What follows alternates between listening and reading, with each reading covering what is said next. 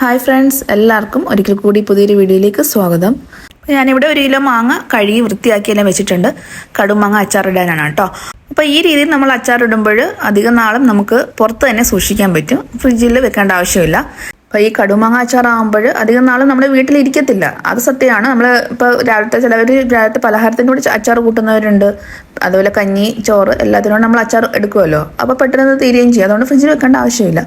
അപ്പോൾ ഇത് നമുക്ക് എങ്ങനെ തയ്യാറാക്കുമെന്ന് നോക്കാം. അപ്പോൾ അതിന് മുമ്പ് ആരെങ്കിലും സബ്സ്ക്രൈബ് ചെയ്ത് കാണുന്നുണ്ടെങ്കിൽ ഒന്ന് സബ്സ്ക്രൈബ് ചെയ്ത് സപ്പോർട്ട് ചെയ്യണേ. അതേപോലെ വീഡിയോ ഇഷ്ടപ്പെട്ടാലും ഒന്ന് ലൈക്ക് ചെയ്യാനും മറന്നു വരുത് കേട്ടോ. അപ്പോൾ ആദ്യം ഞാൻ മാങ്ങ എല്ലാം ചെറിയ പീസസ് ആക്കി എടുത്ത് വെച്ചിട്ടുണ്ട്.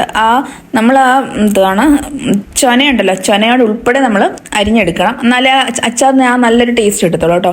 ചില ചൊന ഭാഗം ചെത്തി കളഞ്ഞിട്ട് അരിഞ്ഞെടുക്കും, അതല്ല ചൊനയോടെ കൂടി നമ്മൾ അച്ചാറിന് വേണ്ടി അരിഞ്ഞെടുക്കാം.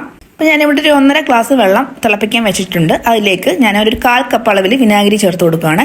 ഇത് ചേർത്ത് നന്നായിട്ട് തിളപ്പിച്ച് വെക്കണം, നമുക്ക് അച്ചാറിനകത്തേക്ക് ഒഴിച്ചു കൊടുക്കാൻ വേണ്ടിയാണ്. ഇപ്പോൾ ചാറിന് ഉള്ള അത്രയും നമുക്ക് ഇതുപോലെ വിനാഗിരി ഒഴിക്കേണ്ട, വെള്ളം കൂടെ ചേർത്ത് തിളപ്പിച്ചിട്ട് നമുക്ക് ഉപയോഗിക്കാം. ഇപ്പോൾ അച്ചാർ തയ്യാറാക്കാൻ വേണ്ടി ഞാനൊരു പാത്രം ചൂടാക്കാൻ വെച്ചിട്ടുണ്ട്. അതിലേക്ക് നല്ലെണ്ണ ഒഴിച്ചു കൊടുക്കാം. നല്ലെണ്ണ നന്നായിട്ടൊന്ന് ചൂടായിട്ട് വരുമ്പോഴത്തേക്ക് 1 ടീസ്പൂണ് കടുക് ഇട്ട് കൊടുക്കാം.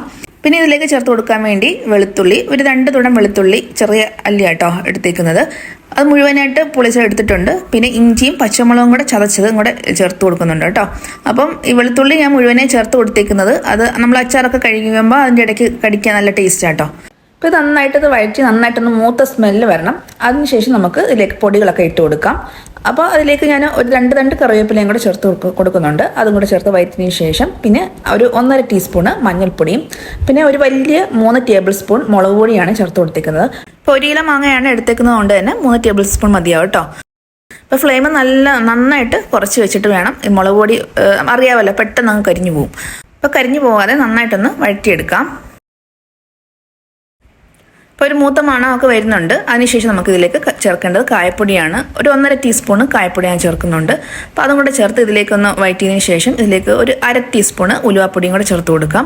അതും കൂടെ ചേർത്ത് ഒന്ന് വഴറ്റിയതിന് ശേഷം ഇതിലേക്ക് നമുക്ക് ആ വിനാഗിരിയും വെള്ളവും കൂടെ തിളപ്പിച്ച് വെച്ചിരിക്കുന്നത് ചേർത്ത് കൊടുക്കാം. അപ്പോൾ നമുക്ക് ചാറിന് ആവശ്യമായിട്ടുള്ള വെള്ളം ചേർത്ത് കൊടുക്കാം കേട്ടോ.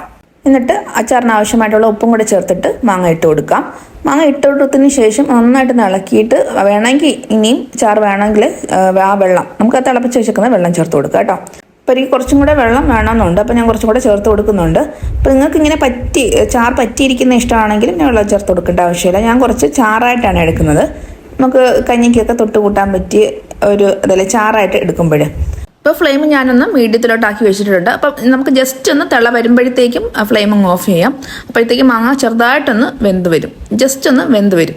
അപ്പോഴത്തേക്കും ആ മാങ്ങ കഴിക്കാൻ നല്ല ടേസ്റ്റ് ആട്ടോ. അപ്പം കേടും ആവത്തില്ല, നമുക്ക് എത്ര നാൾ വേണമെങ്കിലും വെളിയിൽ വെച്ച് ഉപയോഗിക്കാം.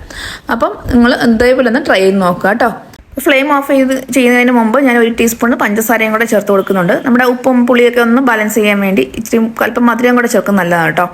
എന്നിട്ട് നമുക്ക് ഇനി ഫ്ലെയിം ഓഫ് ചെയ്യാം. അപ്പോൾ നമ്മുടെ കടുമാങ്ങ അച്ചാർ റെഡി ആയിട്ടുണ്ട്. പെട്ടെന്ന് തന്നെ തയ്യാറാക്കി എടുക്കാമല്ലോ, ഒരുപാട് നേരം നമ്മൾ ഉപ്പിട്ടൊന്നും വെക്കേണ്ട ആവശ്യമൊന്നുമില്ല മാങ്ങ. അപ്പോൾ പെട്ടെന്ന് തന്നെ റെഡിയാക്കി എടുക്കാം. അപ്പോൾ വീഡിയോ ഇത്രയേ ഉള്ളൂ. ഇഷ്ടപ്പെട്ടാൽ എല്ലാവരും ഒന്ന് ലൈക്കും ഷെയറും കമൻറ്റും അതേപോലെ ഒന്ന് സബ്സ്ക്രൈബ് ചെയ്യാൻ മറന്നു വരുത്. സബ്സ്ക്രൈബ് ചെയ്യുമ്പോൾ ബെല്ലൈക്കൺ ഒന്ന് പ്രസ് ചെയ്യാനും അതേപോലെ ഓൾ എന്ന ഓപ്ഷൻ ഒന്ന് എനേബിൾ ചെയ്യാനും മറന്നു വരുത് കേട്ടോ. അപ്പോൾ ഓക്കെ, താങ്ക് യു.